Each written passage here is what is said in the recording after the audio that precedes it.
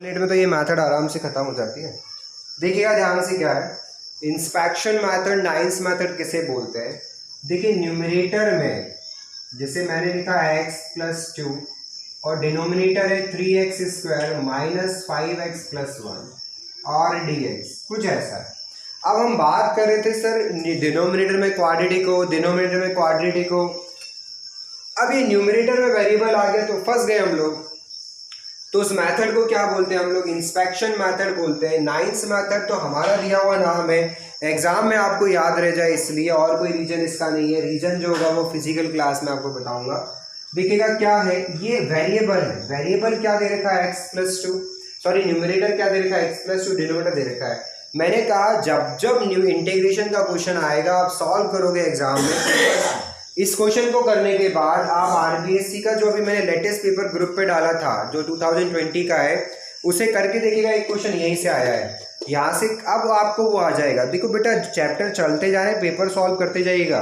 Copy बना लेना एक अलग से, paper solve copy, last 10 years copy, paper के जो हमारे टेस्ट होंगे उसके सॉल्यूशंस की कॉपी, पेपर अटैच किया, क्वेश्चन लिखना हो लिखो, नहीं तो अटैच करो। वो एक आपका मतलब क्वेश्चन बैंक बन जाएगा। परफेक्ट क्लास में 100 आउट ऑफ 100 दिलाने के लिए सबसे इंपॉर्टेंट चीज़ वही होती है।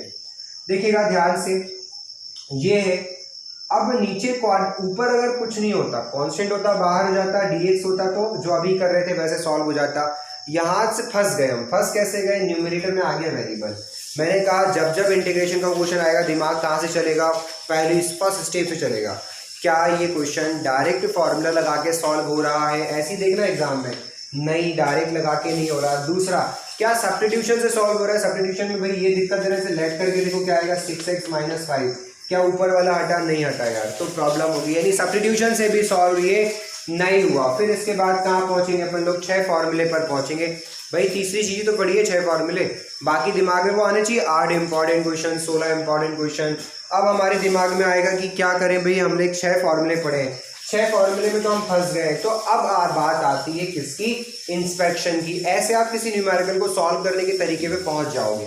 क्या होती है मेथड, ध्यान से सुनिएगा। न्यूमरेटर को लेट करते हैं, लेट करते हैं x प्लस 2, न्यूमरेटर जो है उसे ऐसी कैसा लिखते हैं, फिर लिखते हैं a, कैपिटल A, डिनोमिनेटर का डिफरेंशिएशन। सपोज इस न्यूमेरिकल में अंडर रूट लगा आता, ध्यान से पहले पूरी बात सुन लेना बेटा। अगर इस पर अंडर रूट लगा आता तब भी आपको अंडर रूट के अंदर की वैल्यू ही लेट करनी है। ध्यान दीजिएगा क्या बोल रहा हूं मैं, numerator equal to a, denominator का डिफरेंशिएशन प्लस b। ऐसे टी वी लेट नहीं करना, टी उसे टी लेट करके कर क्या लेंगे अपन, फिर तो सब्स्टिट्यूशन में चला जाएगा, टी लेट हो गया तो वो। देखिए क्या कर रहा हूं, फिर से ध्यान दीजिएगा। न्यूमरेटर लिखा इक्वल टू a, डिनोमिनेटर का डिफरेंशिएशन प्लस b। अब हमें सॉल्व करके a और b निकालना है, तो पूरी बात को समझा जाए। x प्लस 2a, इसे करिए डिफरेंशिएट, क्या आएगा 6x माइनस 5 प्लस b। इस स्टेप को इंस्पेक्शन मेथड बोलते हैं। देखिए क्या, x plus 2 6a minus 5a plus b bye comparison. देखिए कंपैरिजन कैसे होता है, x का कोफिशिएंट क्या है उसे x के कोफिशिएंट के इक्वल रख दीजिए। 6a इज इक्वल टू 1, तो a क्या आ जाएगा 1/6, a की वैल्यू आई 1/6। फिर रखते हैं कांस्टेंट, कांस्टेंट क्या है आपका माइनस 5a प्लस b, किसके इक्वल रखोगे, कांस्टेंट के इक्वल। वैल्यू यहाँ रख दीजिए, क्या आएगी माइनस का 5/6 plus b equal to 2, b आ जाएगा 2 प्लस 5/6, 12 और 5 17/6। तो b की वैल्यू a और b निकाला। अब क्या करना है सुनिए, a और b की वैल्यू आपको रखनी है सेकेंड में।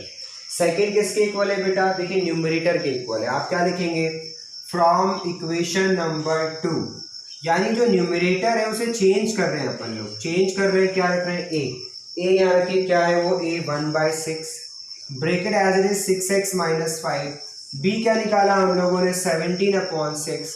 ये क्या आया बेटा, ये था जो न्यूमरेटर है x प्लस 2 वो कन्वर्ट हो गया, और कन्वर्ट होके एक नया न्यूमरेटर तैयार हो गया।